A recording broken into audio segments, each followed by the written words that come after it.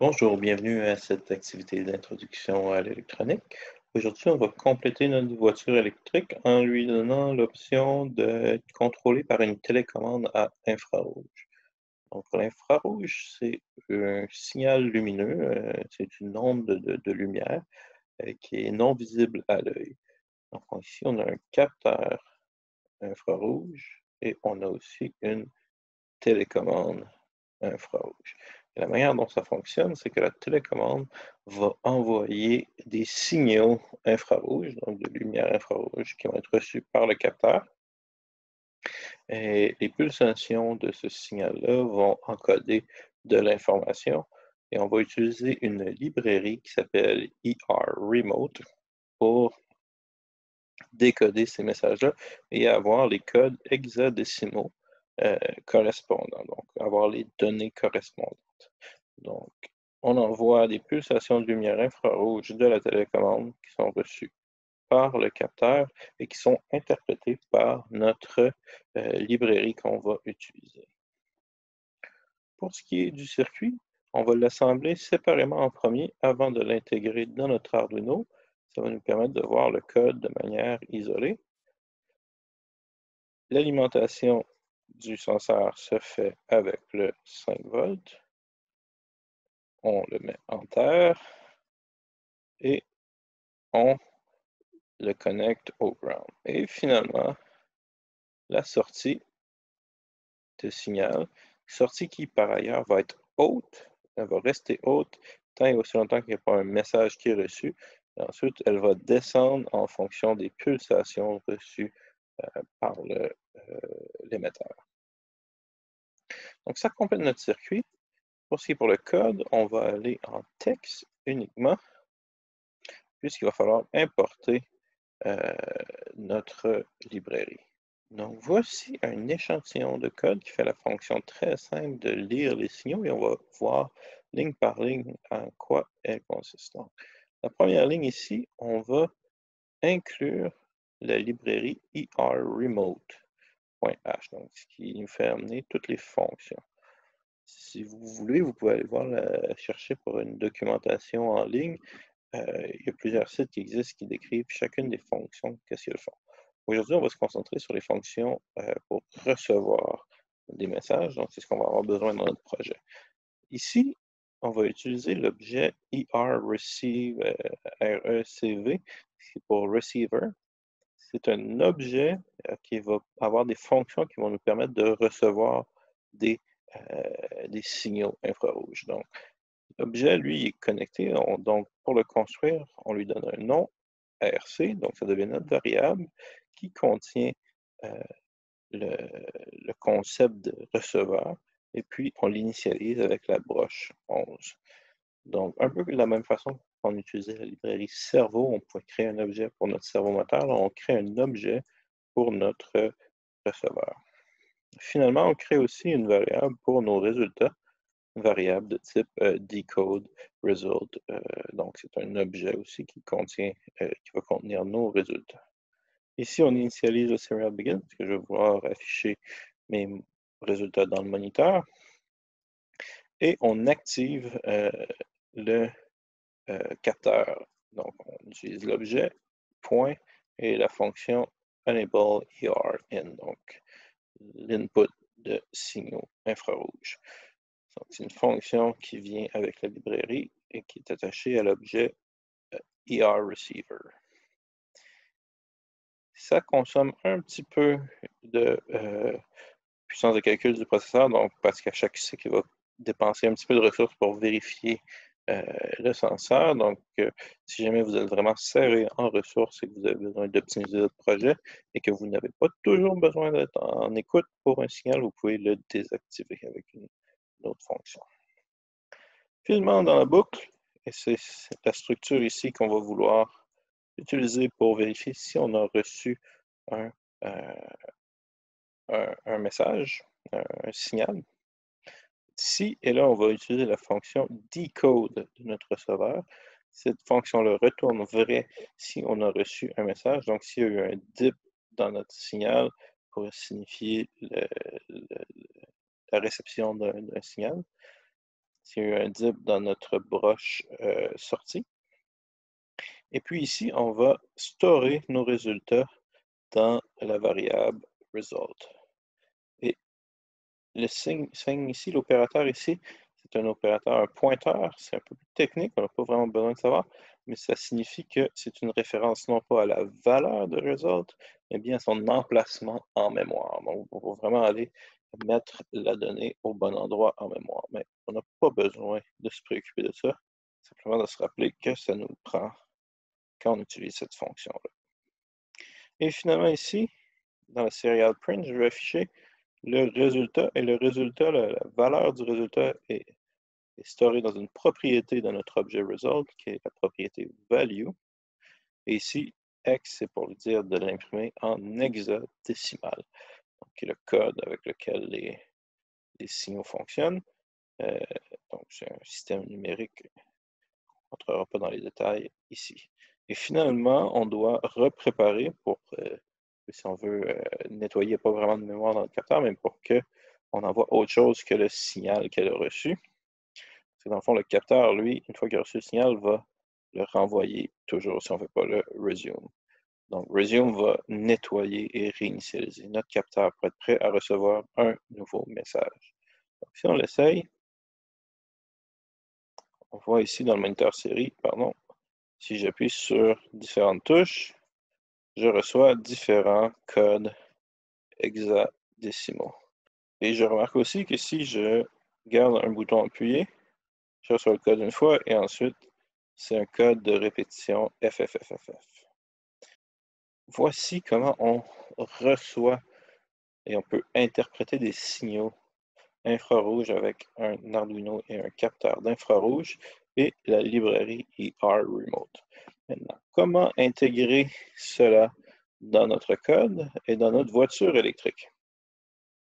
Ce qu'on va vouloir, c'est associer différents boutons, donc différents codes hexadécimaux, avec différentes fonctions. Donc déjà, on pourrait déterminer qu'on va vouloir les fonctions avancer, reculer, tourner à gauche, tourner à droite et arrêter. Donc on pourrait utiliser ces 5 boutons-là dans notre souris, dans notre télécommande.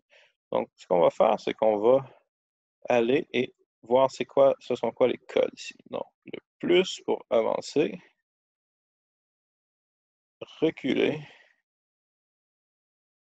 gauche, droite et arrêter. Donc, ce qu'on va vouloir, c'est utiliser ces 5 codes-là et je vais les sauvegarder dans une note ici. Et puis, j'ai associé chacun des codes avec la fonction que je veux avoir. Donc, on sait que ce sont ces 4-là. Maintenant, avec ça, je vais être capable d'aller et d'intégrer mon capteur au circuit ici. Donc, je vais simplement effacer les fils ici. Je vais garder l'Arduino pour garder le code en référence, mais je peux le supprimer tout à l'heure. Et simplement aller connecter mon senseur, donc qui peut être un peu n'importe où, et je vais le connecter au 5 volts en gardant les mêmes standards. Donc, alimentation en rouge, terre en ground. Je vais mettre ici en noir. Et finalement, on va aller installer nos données dans la broche 12. Donc, étant donné que c'est un signal qui est purement digital, on n'a pas besoin d'une sortie PWM. En fait, c'est une entrée. On n'en a pas besoin du tout. Et là, je vais le mettre tiens, en violet, j'en ai déjà. Bleu, bleu, je ne l'avais pas encore. Bon, voilà. Et ce qu'on va vouloir faire, c'est intégrer ce code-là à mon Arduino. Donc, ici, on va voir le premier code Arduino que j'ai. Ici, j'ai les fonctions de cerveau que je vais laisser ici. Ce qu'on va vouloir modifier, en fait, c'est mon loop.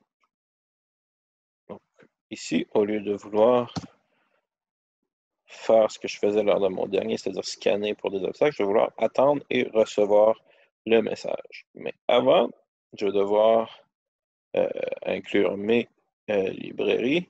Donc, inclure le ici, ça serait ER Remote. Donc, on peut faire simplement coller ça ici et changer pour le ER Remote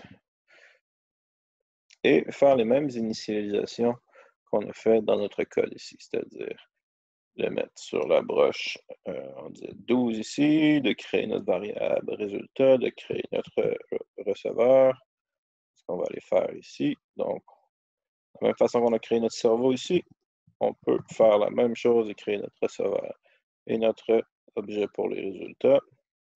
On va devoir aussi activer notre receveur dans le setup. Donc, on va aller dans notre setup ici. On va aller voir ER et finalement, on va vouloir aller vérifier notre résultat. Et c'est ici qu'on va utiliser une nouvelle technique parce qu'on pourrait y aller avec un autre if. Donc, si le résultat est y aller dans nos cas, sinon ça, sinon ça, sinon ça. Mais on a un meilleur outil qui s'appelle une switch. Donc, la façon de programmer une switch, on peut aller voir la documentation. C'est une structure, donc dans Arduino, on va trouver ça dans les références structure, et on va créer ici. Donc, switch, et on va lui passer une variable. Et là, on va voir ce qu'on appelle des cas, des cases. Donc, on va dire, dans mon cas où la variable c'est ça, fais ça. Et puis ici, on a un break pour dire, une fois que ça c'est fait, on sort de la switch. Les breaks, on peut mettre ça dans des boucles, on peut mettre ça dans des switches comme ça nous permet de sortir de la structure actuellement. Donc, la switch, l'idée, c'est qu'au lieu de faire un emboîtage de if-else, on est capable de dire, voici la variable que je veux vérifier. Si elle est égale à ça, fais ça. Si elle est égale à ça, fais ça. Si elle est égale à ça, fais ça.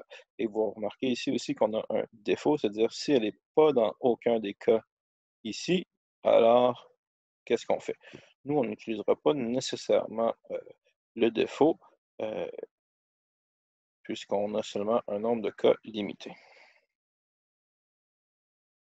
Je vais copier cette structure-là et on va la mettre en action dans notre code.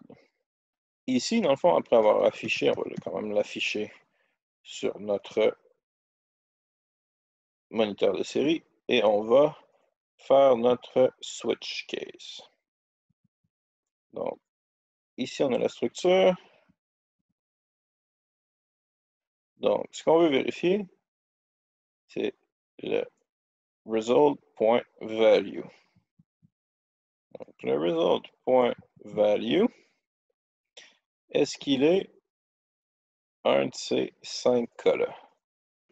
Donc, avec la magie du montage, vous pouvez voir que j'ai mis nos 5 cas différents avec le break.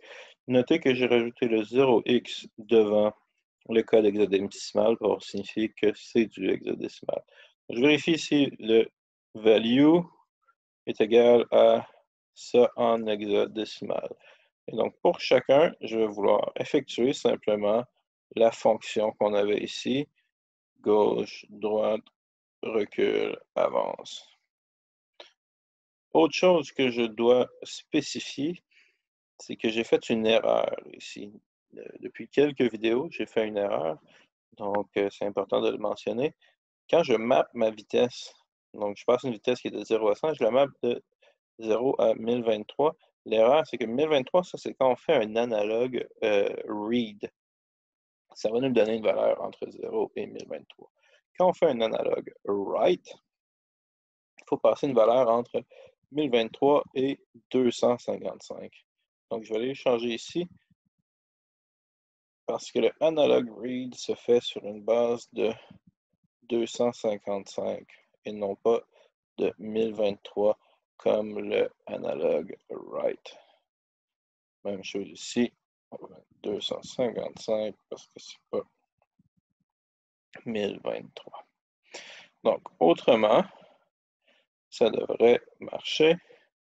Donc, ce qu'on va lui dire, on avait dit avance, recule, gauche, droite, frein.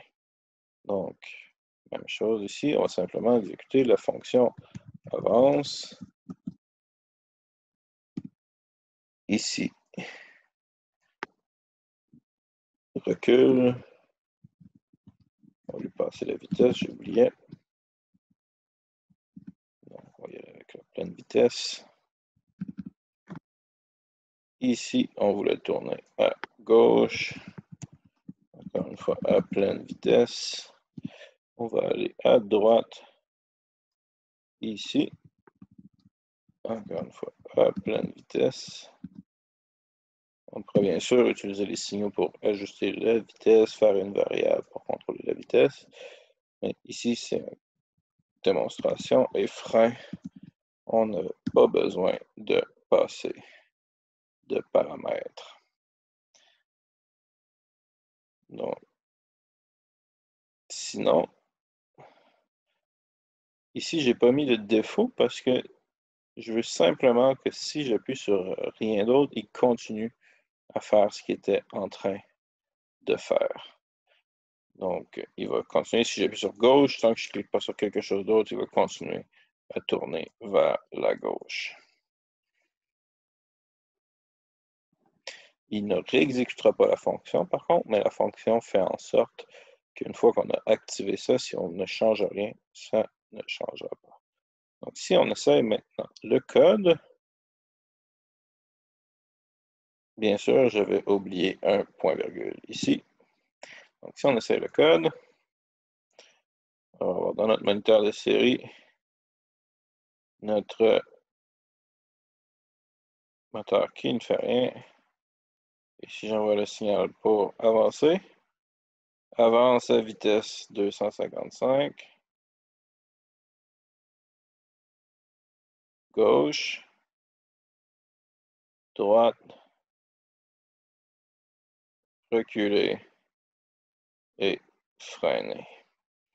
Donc, on a programmé notre voiture électrique pour qu'elle devienne une voiture contrôlée par télécommande infrarouge.